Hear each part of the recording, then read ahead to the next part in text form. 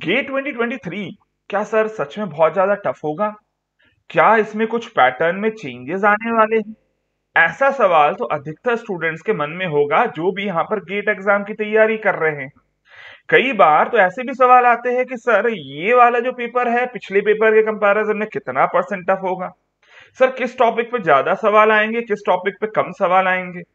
किस लेवल के क्वेश्चंस बनने के चांसेस ज्यादा है सर? इस तरह के सवाल कई बार स्टूडेंट्स टीचर्स को भी पूछते हैं और मुझ तक भी ऐसे सवाल बहुत बार आए हैं। अच्छा, मजे की बात तो यहाँ पर ये भी है कि काफी सारे टीचर्स इन बातों का जवाब भी दे देते हैं कि फलाना फलाना टॉपिक पे ज्यादा यहाँ पर क्वेश्चंस आने के चांसेस हैं।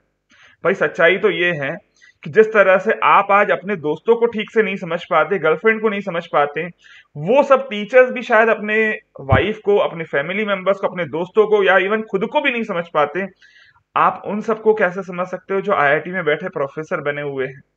हर बार जब भी आप पेपर बनाते हो, हर बार कुछ ना कुछ अलग टॉपिक पे ज्यादा सवाल बनाने की इच्छा होती है, और वो जो फेवरेट टॉपिक जिस पे आप सवाल बनाने की सोचते हो वो हर बार चेंज भी होता है। तो ये एक एग्जामिनर की यहाँ पर मेंटेलिटी है कि वो हर बार जब भी पेपर बनाएगा तो हो सकता है कि उसने कोई भी पर्टिकुलर टॉपिक पे बेस्ड क्लासेस अभी रिसेंटली ली होंगी, उस पर्टिकुलर टॉपिक पे वो ज्यादा अच्छे सवाल बनाएगा, और जिस पर्टिकुलर टॉपिक को उसने शायद एक साल से नहीं पढ़ाया उस पे थोड़े से इजी क्वेश्चंस बनाएगा, या फिर हो सकता है उस पे क्वेश्चंस बिल्कुल भी ना बनाए। तो यहाँ पर हम लोग ये जो गेस कर रहे हैं, वाइल्ड गेसिंग, कि फलाना फलाना आईआईटी का जो प्रोफेसर है वो इस पर्टिकुलर टॉपिक पे ज्यादा सवाल बनाएगा, ऐसे गेसिंग करना तो बिल्कुल ही यहाँ पर गलत हो जाएगा। क्योंकि अगर आप अपने दोस्त को नहीं समझ सकते कि कब वो कैसा बिहेव करेगा, जब आप अपनी वाइफ को नहीं समझ सकते कि वो कब कैसा बिहेव करेगी, तो ऑब्वियस सी बात है एक XYZ आईआईटी के प्रोफेसर को आप कैसे गेस कर सकते हो? अच्छा, दूसरी बात यहाँ पर तो सवाल ये भी आता है कि 7 साल पहले जब इस आईआईटी ने यहाँ पर पेपर बनाया था तब शायद हो सकता है कोई अलग टीम होगी प्रोफेसर की, इस बार टीम ही अलग हो चुकी है यहाँ पर प्रोफेसर की। तो ऑब्वियस सी बात है अगर टीम चेंज है, लोग बनाने वाले यहाँ पर जो प्रोफेसर है वो अलग है, उनकी मेंटेलिटी अलग हो जाती है, ऑब्वियस सी बात है 7 सालों में आप लोग जैसे थे शायद आज कुछ अलग हो। तो ऑब्वियस सी बात है 7 साल में कोई भी इंसान की पूरी पर्सनालिटी चेंज होती है, थिंकिंग चेंज होती है, और हो सकता है वहां पर जो पर्सन है वो भी चेंज हो गए हों। तो ऐसे वाइल्ड गैसेस की आईआईटी कानपुर इस पे बेस्ड क्वेश्चंस ज्यादा बनाता है। सबसे पहली बात तो ये गैसेस यहाँ पर सबसे ज्यादा गलत है। दूसरी बात आती है कि सर ये बात तो चलो मैं मान भी लेता हूं यहाँ पर कि शायद जब मैं एग्जाम देने जाता हूं तो वो टफ बनता है। एक्चुअली ये एक ह्यूमन साइकोलॉजी है, इस बात को भी यहाँ पर आपको समझना है कि जब भी हम खुद की प्रॉब्लम्स को देखते हैं तो हमें अपनी खुद की प्रॉब्लम ज्यादा बड़ी लगती है और दूसरों की प्रॉब्लम्स बहुत छोटी लगती है। हमेशा ऐसा फील होता है कि मुझे यहाँ पर सक्सेस नहीं मिल रही है, और हम शायद ये भूल जाते हैं कि जिसको सक्सेस मिली है उसने भी तो बहुत ज्यादा मेहनत करी थी, और शायद आपने अभी तक उतनी मेहनत नहीं करी है। और इसी साइकोलॉजी के कारण हम लोगों को अधिकतर बार ऐसा लगता है कि हमारी ही एग्जाम सबसे ज्यादा टफ है,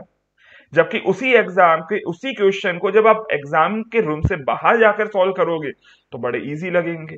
और ऐसा ही आप लोगों ने देखा भी है कि जब आपने गेट के रीसेंट ईयर्स के पेपर भी सॉल्व किए होंगे तो आपको ऐसा फील होगा कि यार एग्जाम तो इजी है, लेकिन फिर जब खुद की एग्जाम देने जाते हैं तो टफ लगता है। So that is the psychology जिसको आपको समझना है कि आप जब भी एग्जाम देने जाओगे ऑब्वियस ही बात है ऐसा हो सकता है कि आपको वो एग्जाम थोड़ा सा टफ लगे as compare to previous years.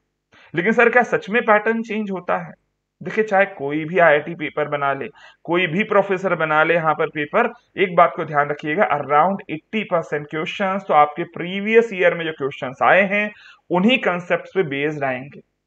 80% questions तो सेम कंसेप्ट पे रिपीट होते हैं। हाँ, 20% कुछ ऐसे क्वेश्चंस होते हैं जो कि हर साल आपको देखने को मिलेंगे, कुछ नए टॉपिक पे, कुछ कॉम्बिनेशन ऑफ सब्जेक्ट्स पे, कुछ कॉम्बिनेशन ऑफ टॉपिक्स पर, जिनमें आपको 2 या 3 सब्जेक्ट से कॉम्बिनेशन करके वहां पर कुछ अलग नया तरह का क्वेश्चन बनाकर दे दिया जाए। तो वो क्वेश्चंस होते हैं मुश्किल से 20%,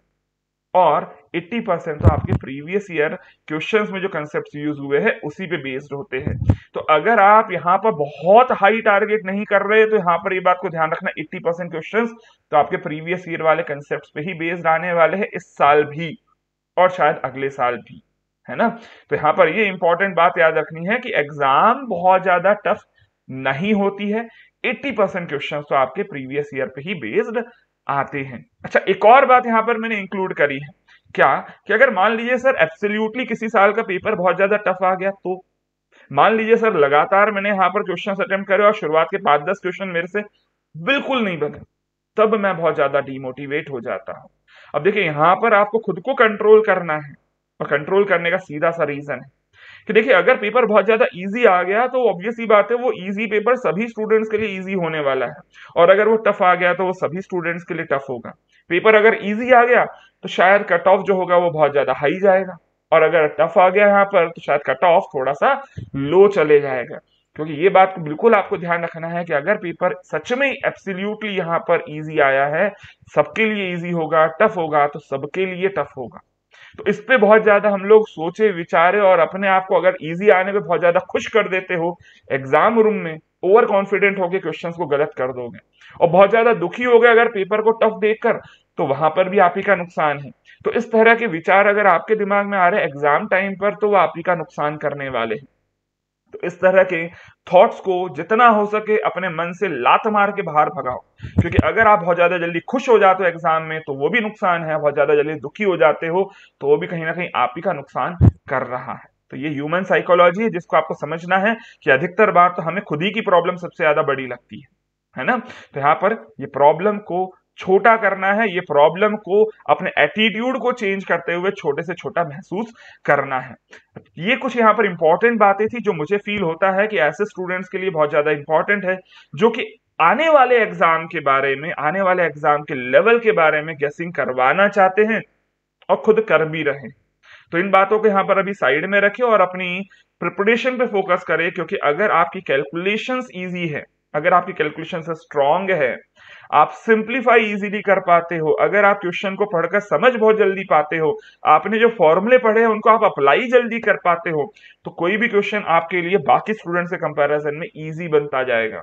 सो बेटर है कि आप फोकस करें अपनी प्रैक्टिस पर, अपने कंसेप्ट बिल्डिंग पर, और बेटर है आप फोकस करें अपने रिवीजन पर, ना कि इस बात पर कि कौन सा सब्जेक्ट पे ज्यादा क्वेश्चंस आएंगे, कौन से टॉपिक्स पे ज्यादा क्वेश्चंस आएंगे। आप प्रीवियस ईयर के पैटर्न को यहाँ पर ध्यान रखें, 80% क्वेश्चंस तो उसी पर्टिकुलर कंसेप्ट पे होंगे जो आपके इसके पहले वाले पेपर्स में पूछे गए हैं। कंसेप्ट पे ध्यान रखिएगा, मैं ये नहीं बोल रहा हूँ कि एग्जैक्टली क्वेश्चंस ही रिपीट हो जाएंगे, लेकिन जो कंसेप्ट इसके पिछले वाले सालों के क्वेश्चंस में थे वही सेम कंसेप्ट हमारे इस साल में भी 80% क्वेश्चंस में तो आने ही हैं।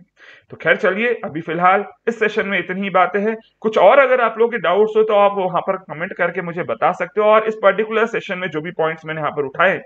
इनके बारे में आप लोगों को क्या बोलना है ये भी मुझे कमेंट करके बताएं। मिलते हैं अगले सेशन में। Till then take care, bye bye.